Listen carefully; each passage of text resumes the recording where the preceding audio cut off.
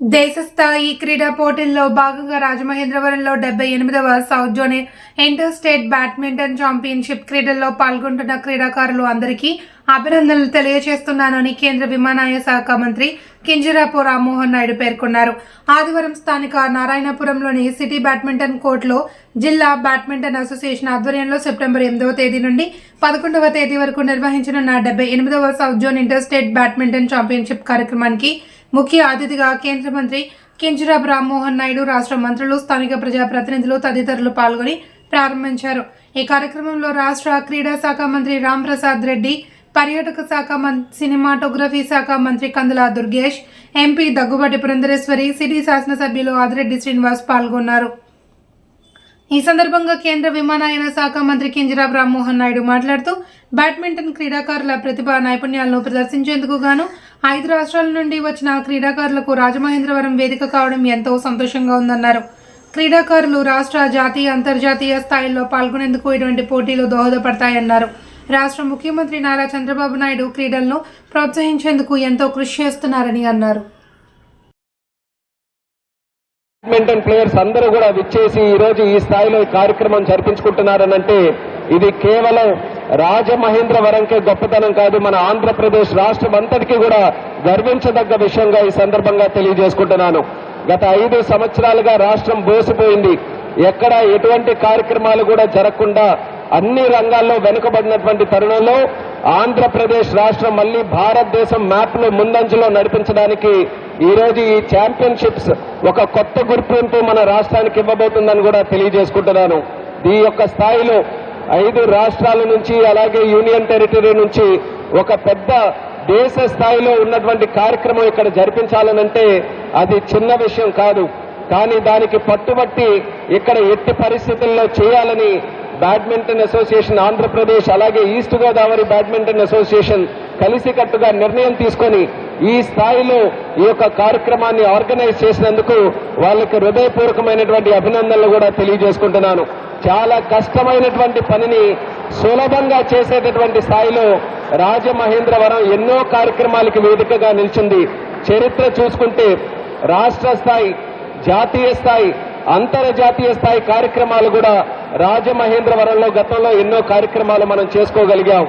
ఆ స్థాయిలో ఉన్నటువంటి నగరాన్ని మళ్లీ ప్రపంచ స్థాయిలో ఒక బ్రహ్మాండమైనటువంటి నగరంగా ముందంజలో ఉంచాలనంటే ఇలాంటి కార్యక్రమాలు భవిష్యత్తులో కూడా మనం నిర్వహించాల్సినటువంటి అవసరం ఉంది.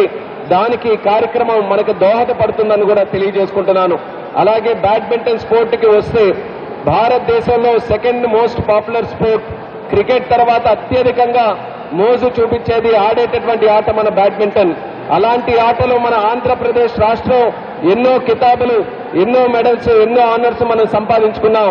దానికి గతంలో కారణం చూసుకుంటే 2000 సంవత్సరంలో మరి చంద్రబాబు నాయుడు గారు ఆ రోజు పుల్లెల గోపీచంద్ గారిని గుర్తించి హైదరాబాద్ లో ఒక అకాడమీని నిర్మించాలని ఆ రోజు కొంత ఏరియాని డొనేట్ చేస్తే ఆ ఉన్నటువంటి అకాడమీ నుంచి దేశ స్థాయిలో, అంతర్జాతీయ స్థాయిలో ఎంతో మంది బ్యాడ్మింటన్ ప్లేయర్స్ ని క్రియేట్ చేసే అవకాశం మనకు కల్పించింది. అంటే ఒక 10 ఎకరాల స్థలం మనం ఇస్తే దేశానికి ఎంత గర్వకారణంగా ఉండేటటువంటి ప్లేయర్స్ మనం తయారు చేసుకోగలిగామో ఆ రోజు దూరదృష్టితో మన ముఖ్యమంత్రి వర్యులు చంద్రబాబు నాయుడు గారు గోపీచంద్ గారికి ఆ యొక్క అకాడమీని అప్పచెప్పడం జరిగింది. అదే స్థాయిలో మళ్లీ రాష్ట్రం విడిపోయిన తర్వాత మళ్లీ ఆంధ్రప్రదేశ్ రాష్ట్రం నుంచి బ్యాడ్మింటన్ ని మళ్లీ ప్రమోట్ చేయాలని అమరావతిలో సుమారు 17 ఎకరాలు భూమి కూడా పుల్లెల గోపీచంద్ గారికి కేటాయించడం జరిగింది. కానీ లాస్ట్ 5 ఇయర్స్ లో ఈ యాక్టివిటీస్ అన్నిటికీ కూడా బ్రేక్ రావడం వల్ల ఎక్కడ మనం ప్రోగ్రెస్ మనం చూపించుకోలేకపోయాం. మళ్లీ ఈ సందర్భంలో చాలా డిస్కషన్స్ జరిగాయి. ఆంధ్రప్రదేశ్ రాష్ట్రంలో స్పోర్ట్స్ కానీ బ్యాడ్మింటన్ కానీ ఎలా ఎంకరేజ్ చేయాలి, దేశ స్థాయిలో స్పోర్ట్స్ ని ఎలా ముందుకు నడిపించాలని.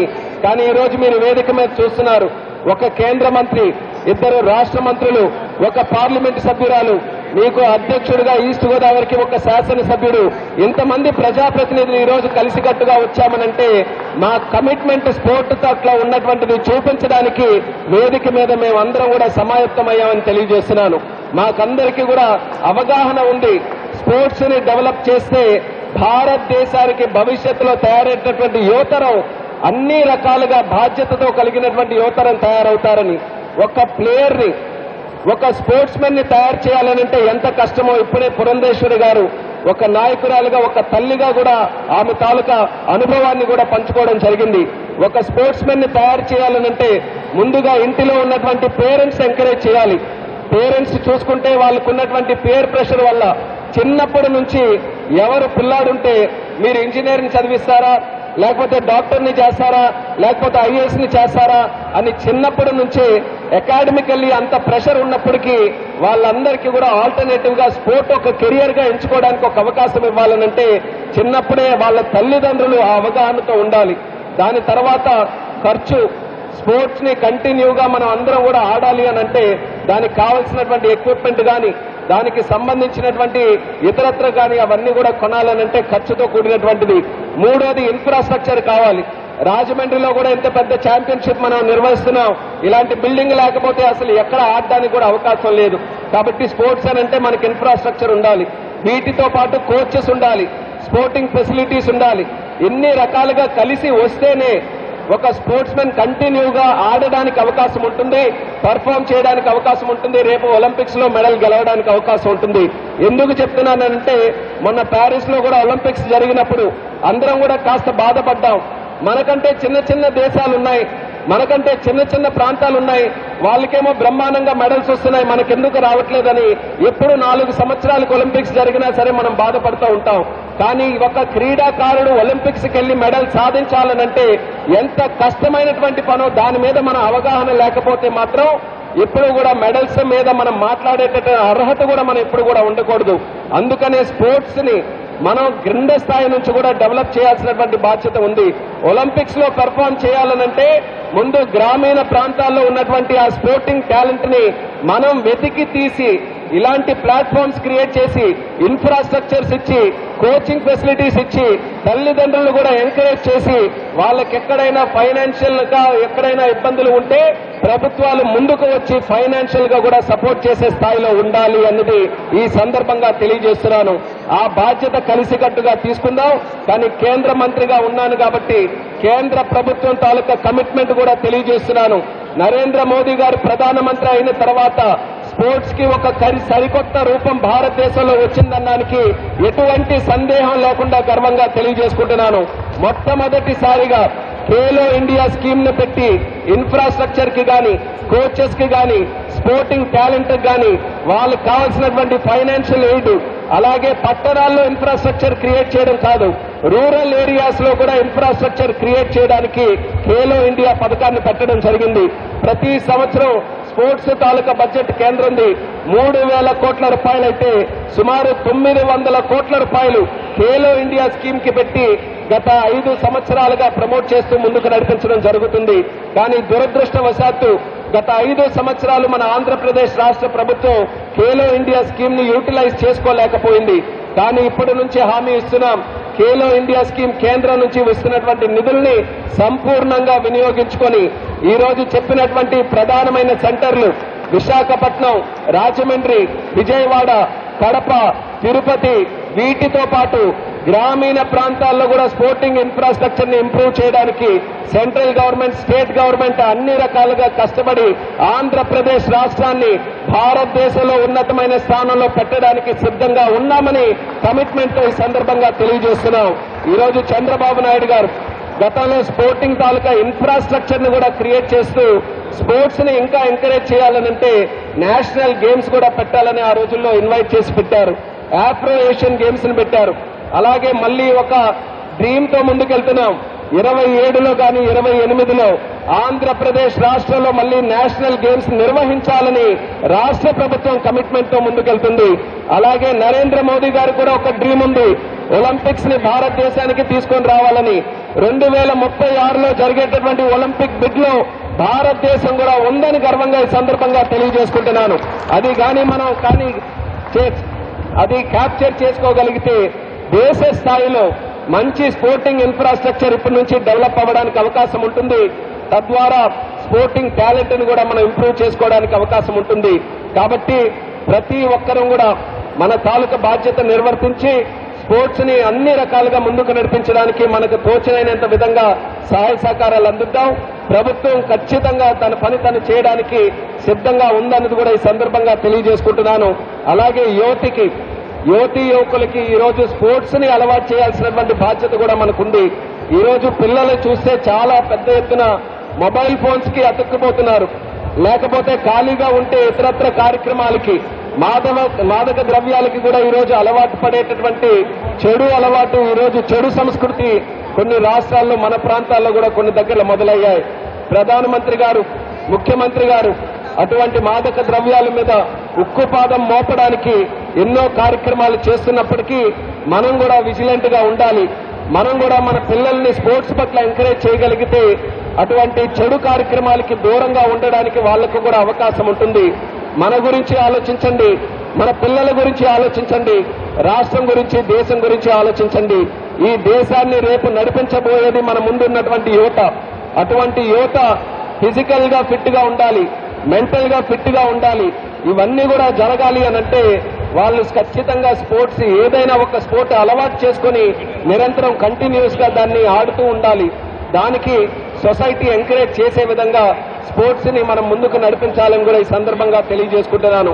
ఈ రోజు జరుగుతున్నటువంటి ఛాంపియన్షిప్ లో పార్టిసిపేట్ చేస్తున్నటువంటి క్రీడాకారులందరూ కూడా I would like to personally congratulate each and every sportsman and sportswoman who is participating in this wonderful tournament.